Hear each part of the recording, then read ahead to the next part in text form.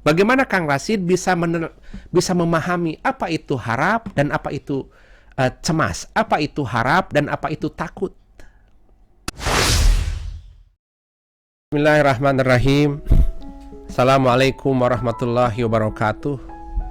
Alhamdulillah wa kafa wassalatu wassalamu ala sayyidinal mustafa wa ala alihi wa ashabihi ahli sidki wal wafa.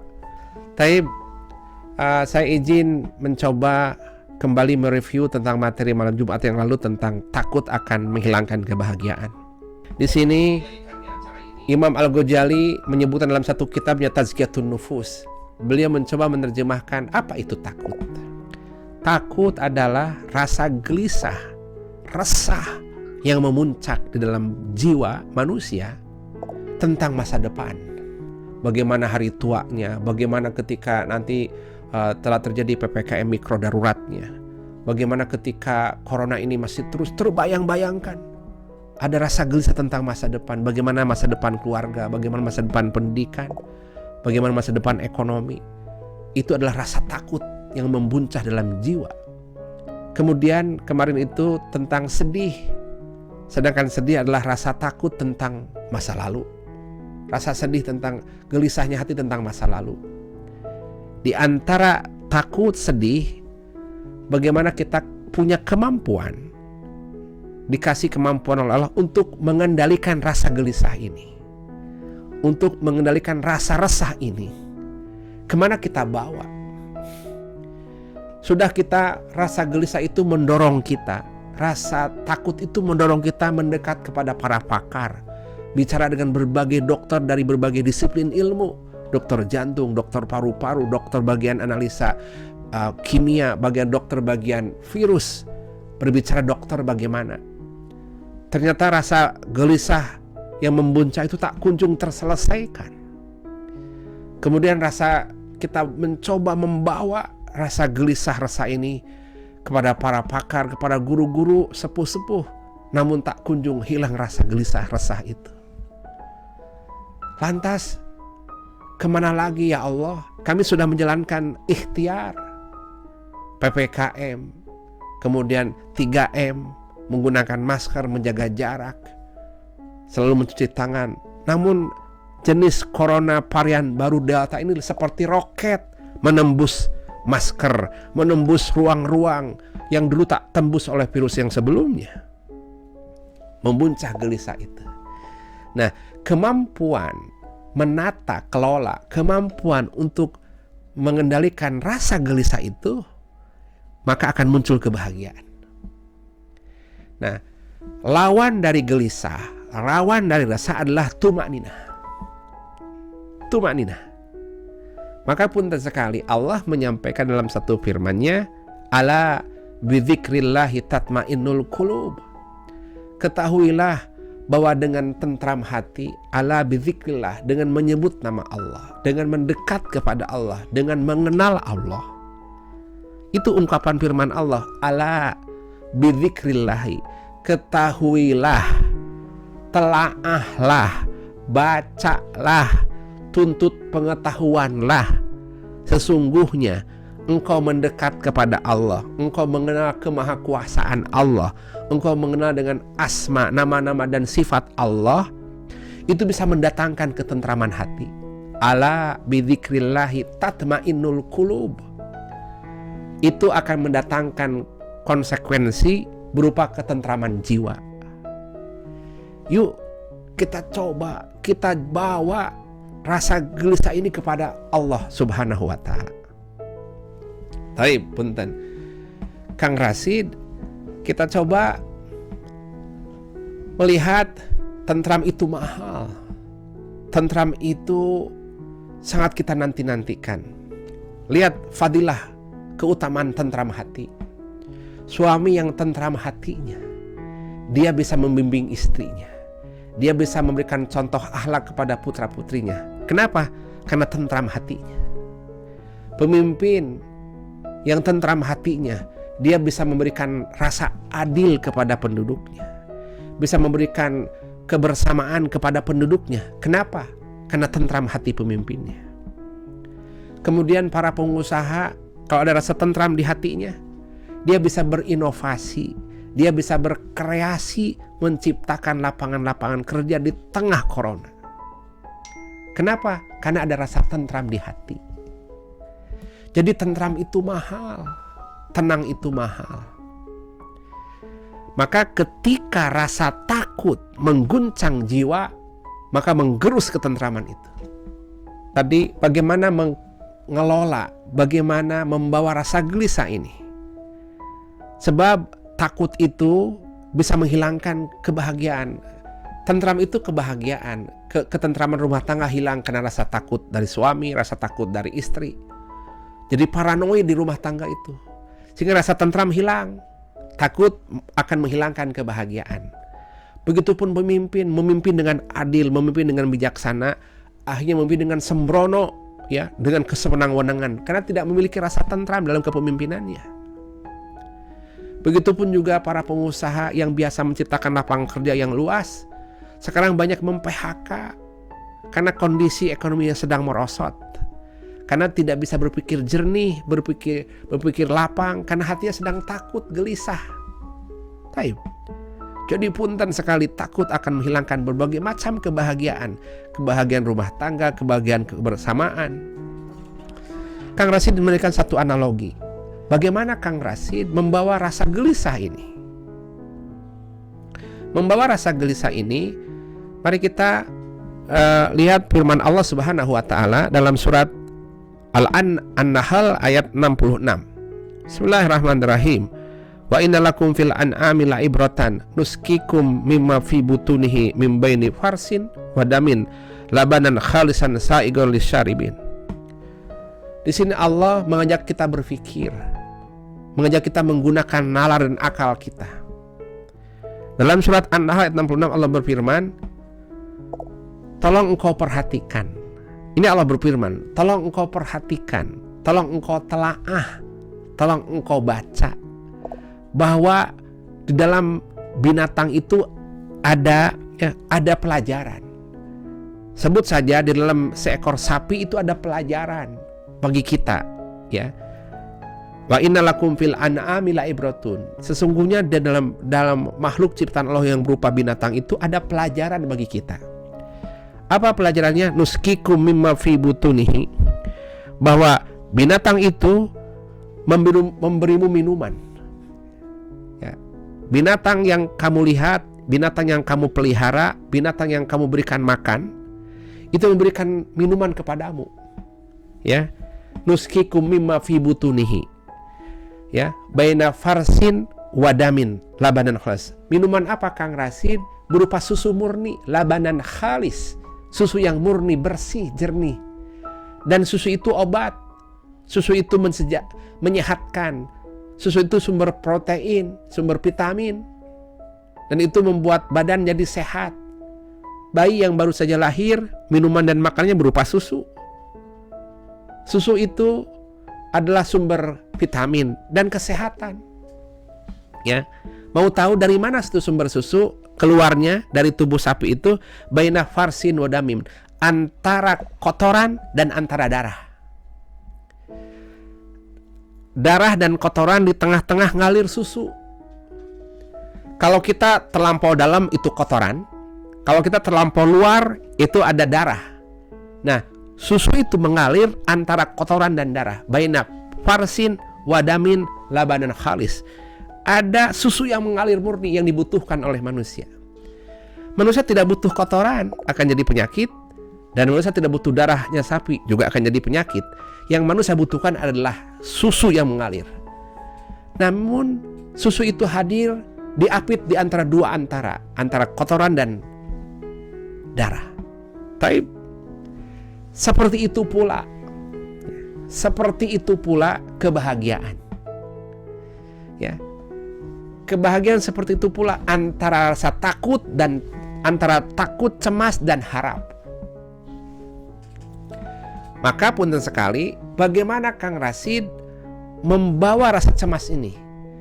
Rasa bahagia itu, kalau tadi susu itu antara kotoran dan darah, di tengah-tengah labanan khalis, susu murni. Bahagia, terhindarnya dari rasa takut, hadirnya rasa tentram dan bahagia, itu antara khauf dan roja, antara takut, cemas, dan harap. Di antaranya adalah tentram. Nah, maka dalam kehidupan jangan melulu takut, harus imbangkan juga harap. Berusaha menyeimbangkan hidup, itu namanya bahagia. Mari kita dengar ungkapan Imam Ibnu Athaillah As-Sakandari. Ya, sebab punten sekali, rasa takut itu, punten, man khaufa 'ala syai' haraba minhu. Jika engkau takut atas sesuatu, maka engkau lari tunggang langgang dari sesuatu tersebut. Tetapi punten, wa man khaufa 'ala Allah haraba ilaihi. Tapi jika engkau takut kepada Allah, engkau mendekat kepada Allah. Kalau kita takut harimau, kita kabur dari harimau, menjauh. Ya. Kalau kita takut tidak lulus ujian, bagaimana caranya? Kita belajar sungguh-sungguh membaca, maka lulus ujian. Kalau engkau takut kepada Allah, mendekatlah kepada Allah. Ini sikap-sikap yang cerdas. Sikap-sikap yang cerdas. Taib. Rasa takut itu adalah makom keimanan. Ya. Rasa takut itu, Bunda Ayahanda, kalau dari kacamata tauhid, itu adalah level keimanan. Kalau boleh Kang Rasid detilkan, bahwa rasa takut itu adalah, ia adalah makom yang kelima, level, stages. Ya, seperti Bunda, di manakah letak kedekatan Bunda Ayahanda kepada Allah? Parameternya adalah keimanan yang ada di hati Bunda Ayahanda itu. Itu adalah parameternya. Semakin kuat keimanannya, maka akan semakin tinggi rasa takutnya kepada Allah Subhanahu wa Ta'ala. Kalau boleh Kang Rasid rincikan, Bunda Ayahanda, stages, level mendekat kepada Allah, namanya maqamatul yakin. Level atau tempat-tempat keimanan, ya, ada levelnya. Level yang pertama adalah taubat. Ini level yang paling pertama. Ketika taubat engkau rawat sampai engkau taubat sampai ke level taubatan nasuha, maka itu akan melahirkan, ya, akan melahirkan gift dari Allah berupa sabar. Itu sabar jadi makom yang kedua di atas taubat. Kalau sabar engkau terus rawat, taubat engkau rawat, maka akan melahirkan level yang ketiga, dia naik menjadi makom syukur. Taib. Ketika taubat, sabar, syukur engkau praktekkan, maka engkau mendapatkan kenaikan berikutnya yang keempat, yaitu makom roja, harap. Ketika engkau jadi ahli taubat, sehingga engkau jadi sabar atas musibah, syukur atas nikmat Allah, maka muncul ada harap. Engkau berdoa, berharap dikabulkan oleh Allah. Engkau berzikir, berharap diampunkan dosa oleh Allah. Engkau bersalat tahajud, berharap engkau dikabulkan segala harap dan hajatmu oleh Allah. Harap itu adalah level keimanan manusia sebagai hamba. Itu harap. Nomor 4. Kalau taubat, sabar, syukur, harap itu engkau rawat, maka engkau naik kelima, yaitu khauf. Rasa takut kepada Allah. Takut. Ini bukan takut kepada benda, tapi takutnya kepada Allah. Ya, punten. Kalau engkau takut kepada harimau, ikhtiarnya apa? Menjauh dari harimau. Kalau engkau takut tidak lulus ujian, apa sikap terbaik? Baca buku, sungguh-sungguh menjada-wajada engkau naik kelas. Kalau engkau takut kepada Allah, mendekat kepada Allah, bukan menjauh. Kalau menjauh engkau dimurkai Allah, kalau mendekat engkau disayangi oleh Allah. Mendekatnya lewat pintu taubat, mendekatnya lewat pintu sabar, mendekatnya lewat pintu syukur, mendekatnya lewat pintu harap dan cemas. Itu di antara harap dan cemas. Tidak boleh takut memuncak tapi tidak memiliki harap. Kita sudah di antara, seperti susu tadi, antara punten kotoran sapi dan darah, tengah-tengah susu. Begitupun rasa tumakninah antara cemas dan harap, antara takut dan harap. Itu adalah kebahagiaan. Lebih detailnya lagi kita dengarkan ungkapan Imam Ibnu Athaillah As-Sakandari. Dalam satu ungkapannya, Bismillahirrahmanirrahim. Ida aradta, ya, Imam Ibnu Atham menyampaikan, ida aradta an yaftahalaka babar raja fashhad ma minhu ilaika, wa ida aradta an yaftahalaka babal khauf fashhad ma minka ilaihi. Apabila engkau ingin dibukakan pintu harap, ya, nih, bagaimana Kang Rashid bisa memahami apa itu harap dan apa itu cemas, apa itu harap dan apa itu takut. Harap itu bahasa Arabnya roja, takut itu atau cemas itu bahasa Arabnya khauf, khauf dan roja. Ketika engkau bisa menyeimbangkan dua ini, harap dan cemas, khauf dan roja, engkau istiqomah. Keseimbangan inilah yang dibutuhkan saat-saat ini. Jangan sampai rasa takut itu membuncah dan melampaui harapan. Ya. Baik. Bagaimana Kang Rashid memunculkan rasa harap dan bagaimana memunculkan rasa cemas dan takut? Imam Ibnu Athaillah memberikan tips kepada kita. Apa tipsnya? Idza aradta an yaftahalaka babar raja, jika engkau berharap dipintukan pintu harap kepada Allah, maka saksikan apa yang Allah berikan untukmu. Jadi ini satu sikap hati. Jika engkau ingin dibukakan pintu harap oleh Allah, maka saksikan, ya, saksikan olehmu apa saja yang telah Allah berikan kepadamu. Itu pintunya. Saya mah sudah tidak punya harapan lagi kepada Allah. Kami mah penuh dosa. Kami mah penuh maksiat. Mana ada Allah bisa mengampuni kami. Berarti engkau telah menutup harap kepada Allah. Nah, dan itu punten wala tai'asu min rahmatillah. Janganlah engkau punya putus asa atas rahmat Allah. Jadi kalau ingin dibukakan pintu harap oleh Allah, maka saksikan, perhatikan, rasakan apa saja yang telah Allah berikan kepadamu. Udara Allah berikan, nikmatnya tidur Allah berikan. Sampai sekarang ini walaupun kita banyak maksiat masih hidup dan dikasih rezeki, berarti Allah itu sangat baik kepada kita. Selalu menyaksikan kemahabaikan Allah itu bisa membukakan pintu harap kepada Allah. Roja. Oke, itu rumusnya, ya. Berapa banyak kebaikan Allah walaupun kita sedang tidur, walaupun kita jauh dari Allah, walaupun kita maksiat, Allah tetap kasih rezeki. Masya Allah. Sok atuh buka pintu harapmu kepada Allah Maha Pengampun, Allah Maha Pemberi rezeki, dan Allah Maha Pemberi keselamatan. Itu pintu roja. Maka imbangkan hidup itu. Setelah roja datanglah khauf, rasa takut.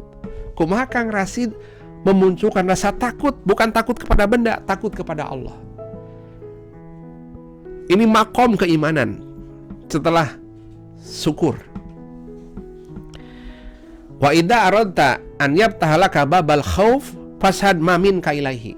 Kalau engkau memunculkan pintu takut kepada Allah, coba perhatikan apa saja yang engkau berikan kepada Allah. Ibadahmu, sedekahmu, perjuanganmu, jihadmu, periksa. Kalau toh jihad, sudahkah ikhlas jihadnya? Kalau toh sedekah, sudahkah ikhlas sedekahnya? Kalau toh puasa, sudahkah betul-betul puasanya? Maka kalau selalu terus melihat apa perbuatanmu kepada Allah, suka memunculkan rasa takut. Ya Allah, apakah puasaku nanti diterima enggak ya? Kemarin aku puasa tidak ridho, tidak ikhlas, apakah engkau terimalah? Kemarin kami sedekah tapi kami pamer-pamer, apakah engkau terima sedekah kami? Ketika engkau terus menyaksikan perbuatanmu apa saja yang telah engkau berikan kepada Allah, maka suka muncul rasa takut. Itu namanya seimbang, ya, seimbang. Nah, itulah yang dimaksud dengan seimbangkan hidupmu, maka engkau akan mendapatkan kebahagiaan. Antara susu tadi, antara kotoran dan darah, antara harap dan cemas. Taib. Sedikit tambah, Kang Rashid mau menambahkan, Yang kedua adalah punten. Pada kondisi itu, man khafallahu maulahu khafa minhu.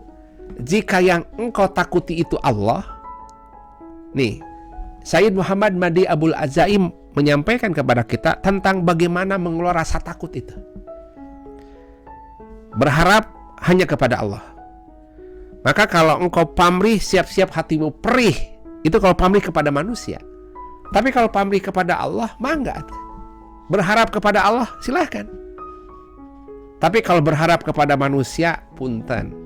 Berharapkanlah, arahkan harapanmu kepada Allah, dan juga arahkan rasa takutmu juga kepada Allah. Mari kita lihat ungkapan para kekasih Allah Sayyid Muhammad Mahdi Abul Azaim kepada kita. Beliau mengungkapkan begini, Bunda Ayahanda, man khafallaha maulah. Jika seseorang itu takut kepada Allah, maka akan dia menjadikan Allah itu Tuhanmu. Karena engkau takut kepada Allah, niscaya engkau akan menjadikan Allah sebagai Tuhanmu, Allah sebagai Tuhanmu, dan Allah sebagai maulamu. Tetapi kulli masiwah, di dalam tahap an yuhlikallaha binaksin, jika engkau tidak memiliki rasa takut kepada Allah, maka Allah akan membuatmu rasa berkurang di hatimu. Takut lapar, takut dahaga, takut miskin, karena engkau tidak takut kepada Allah. Gitu.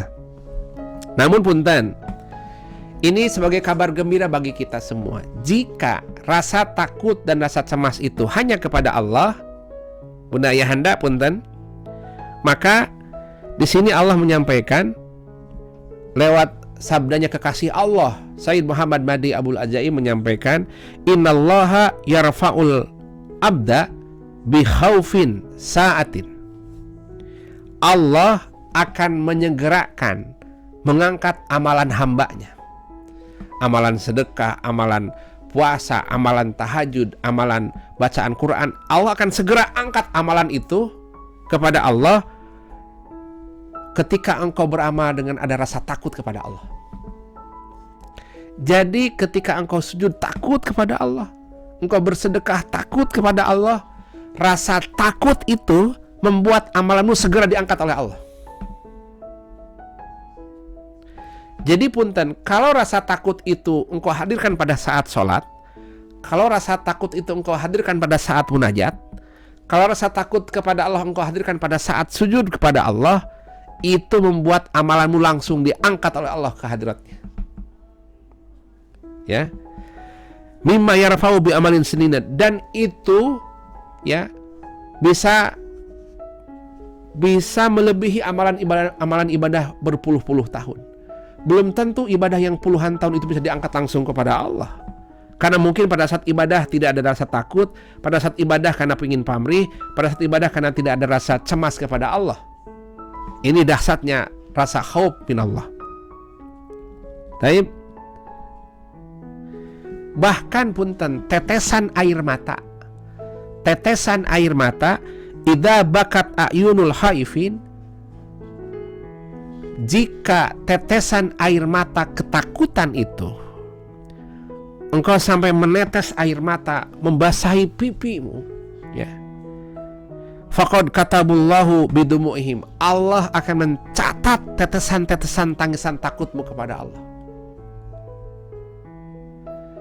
Punten pada saat kita terlambat sholat subuh, ya Allah maafkan aku, kami kesiangan karena tadi malam rapat terlampau malam, maafkan aku ya Allah. Ada rasa bergetar. Itu yang akan menggerus rontokan dosa. Merontokkan dosa.